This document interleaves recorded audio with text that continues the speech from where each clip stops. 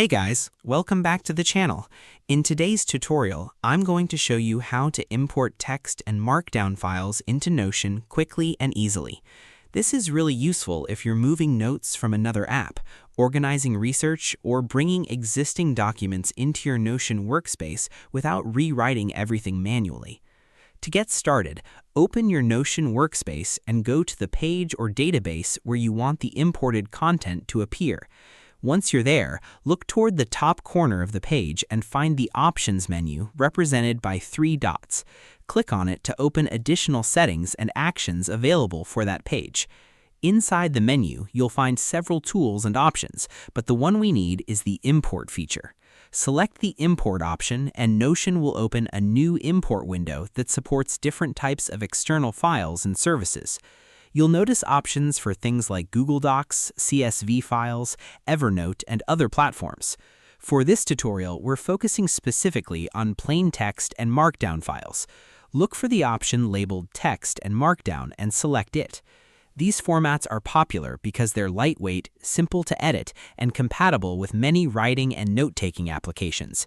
Markdown files are especially useful because they preserve formatting like headings, bullet lists, numbered lists, links, and lists when imported into Notion. After selecting the Text and Markdown option, Notion will ask you to upload your file. Simply browse your computer, locate the TXT or Markdown file you want to import, and open it. Once selected, Notion automatically begins processing the document and importing the content into your workspace. Depending on the size of the file, the import may take a few seconds to complete. Smaller notes usually import almost instantly, while larger documents with more formatting can take a little longer. Once the process finishes, your content will appear directly inside your Notion page.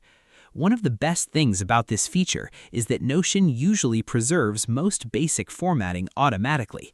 Headings, bullet lists, numbered lists, links, and other standard Markdown elements are often converted correctly during the import process.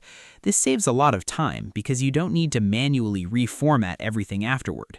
However, it's still a good idea to quickly review the imported page once it appears. In some cases, more advanced formatting like complex tables or unusual Markdown elements may need small adjustments. Most of the time, the conversion works very well, but checking your content helps make sure everything looks exactly how you want it. This import feature is especially helpful for students, writers, researchers, developers, and anyone moving content from older note-taking apps into Notion.